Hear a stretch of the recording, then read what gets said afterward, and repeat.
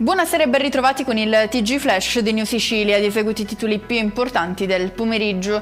La Corte Suprema riaccende i riflettori sul caso Open Arms, pubblicando le ragioni della sentenza con cui a dicembre 2025 il vice premier Salvini è stato assolto. Il fatto non sussiste e non fu sequestro di persona.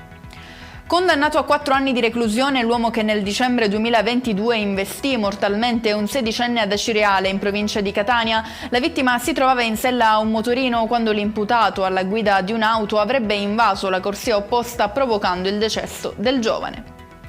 Sangue per le strade di Catania con 2 diversi episodi di violenza, il primo il ferimento nel cuore del centro storico di un 27enne raggiunto da diversi fendenti all'addome, il secondo a San Giorgio vede coinvolto un catanese di 28 anni colpito da un proiettile a una gamba.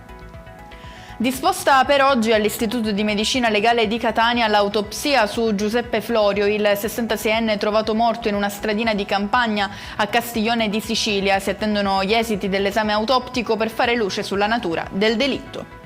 Chiudiamo con le previsioni meteo per domani. Il sole rimane protagonista in Sicilia, garantendo tempo stabile e per lo più soleggiato su gran parte della regione, temperature in linea con quelle degli ultimi giorni. E con questo è tutto, prossimo appuntamento a domani, grazie per averci seguito, buon proseguimento di serata.